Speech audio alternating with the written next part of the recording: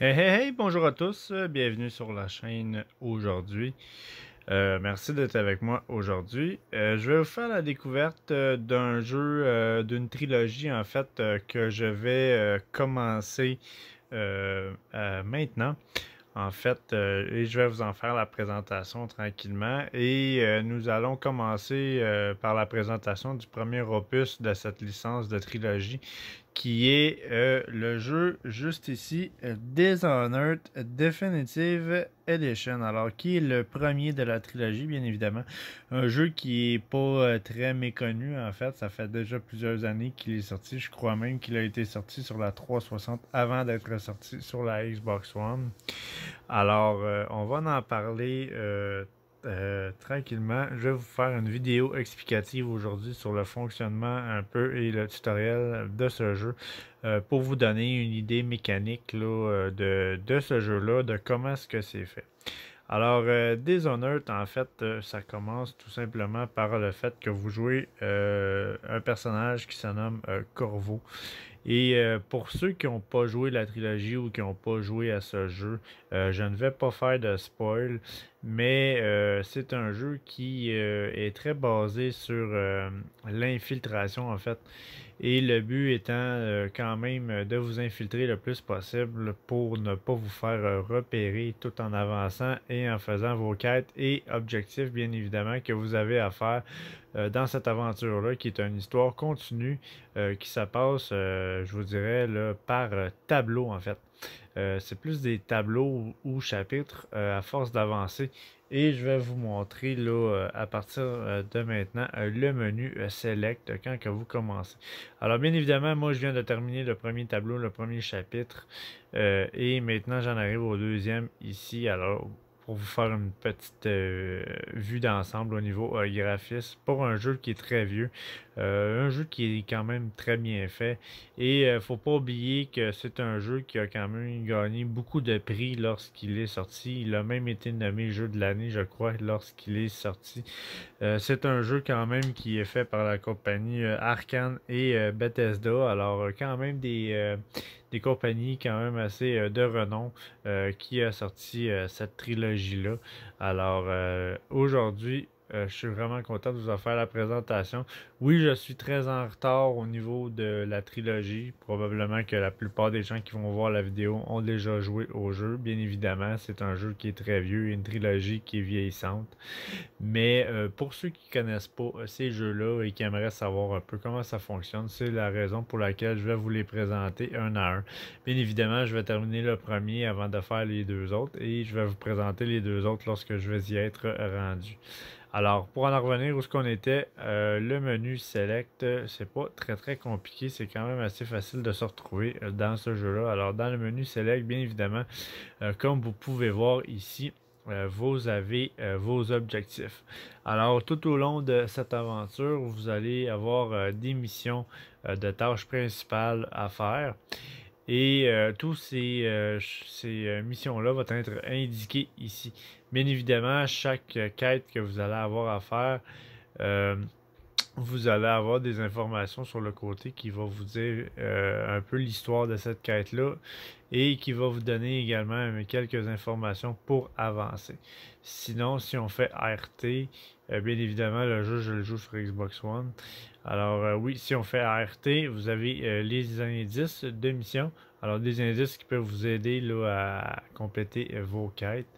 Et vous avez également des objets de mission que vous allez pouvoir récupérer pour certains objectifs spéciaux que vous allez avoir besoin de certains objets pour pouvoir faire ces quêtes-là. Maintenant, si on va dans notes, alors à force d'avancer dans le jeu, vous allez trouver des notes avec des inscriptions qui vous est souvent concerné pour votre personnage. Par contre, vous allez trouver des notes qui sont pas très utiles, mais d'autres qui vont être utiles et qui vont vraiment vous aider dans vos quêtes. Alors, vous avez ces options-là ici. Sinon, ensuite de ça, vous avez votre inventaire. Alors ici, au niveau de l'inventaire, bien évidemment, vous avez tout ce qui est ressources. Euh, Bien évidemment, je commence le jeu, alors il y a une multitude de ressources que je n'ai pas découvert, mais tout ce qui est ressources, qui est potions, pièces et objets adjacents pour votre personnage, vous allez trouver ça ici. Sinon, pour les portes à clés, vous allez trouver différentes clés à force d'avancer sur certains personnages qui vont vous donner accès à certains endroits, bien évidemment. Et ces clés-là sont serrées ici dans votre inventaire. Sinon, ensuite de ça, vous avez vos gadgets. Alors, les gadgets, en fait, c'est tout ce qui est armement. Alors, vous avez épée, arbalète, pistolet, et à force d'avancer également, vous allez avoir d'autres armes et accessoires pour votre personnage. Bien évidemment, sur chaque arme, vous avez une description globale de comment fonctionne l'arme et qu'est-ce que ça vous apporte. Alors, toutes ces informations-là sont ici, ainsi que votre inventaire. Ensuite de ça, on a les munitions. Vous allez utiliser une multitude d'armes pour avancer et vous allez également avoir une multitude de sortes de munitions différentes pour justement vos équipements. Alors vous allez avoir plusieurs là, possibilités là, avec vos munitions ici de jouer un style de jeu différent et ça va être à vous de voir comment est-ce que vous voulez jouer ce jeu-là. Si vous le voulez jouer vraiment en infiltration, essayer de tuer le moins de gens possible ou vraiment foncer dans le tas et tuer tout le monde. Chaque choix à ce niveau-là a des avantages et des désavantages dans votre partie lorsque vous allez avancer et vous allez le découvrir vous-même à vos dépens. Je ne veux pas vous faire de spoil, mais il y a certains avantages à tuer comme qu'il peut y avoir de désavantages tout dépendamment des zones que vous êtes. Et la même chose au niveau de tout simplement juste vous infiltrer et endormir un ennemi, exemple. Alors, pour ce qui est des munitions, tout est ici. Sinon, ensuite de ça, vous avez l'endroit où vous avez accès à des améliorations. Alors, ces améliorations-là, bien évidemment, vont probablement être des améliorations pour votre personnage ou bien pour vos objets. Alors, j'imagine que tout ça va apparaître dans cet onglet ici pour pouvoir faire des améliorations sur votre personnage. Sinon, ensuite de ça, si on fait le menu Press Start, alors le menu Press Start ressemble à ceci. Alors, comme bien des jeux, le menu très standard du Press Start, vous pouvez reprendre votre partie, sauvegarder, recharger une partie. Vous avez accès à vos options que vous pouvez changer n'importe quand. Vous avez également ici l'onglet Initiation, qui lui est le tutoriel complet qui vous donne accès à toutes les manipulations du jeu pour être justement capable de maîtriser là, à 100% les manipulations, puisqu'il y en a quand même beaucoup à apprendre et c'est un jeu qui n'est pas à prendre à la légère. Je vous dirais que c'est un jeu qui peut être très difficile, tout dépendamment bien du mode de difficulté aussi que vous allez le jouer. Mais il y a beaucoup de manipulations quand même à comprendre pour avancer dans ce jeu-là. Alors, des fois, là, c'est très agréable d'avoir accès à ces informations-là.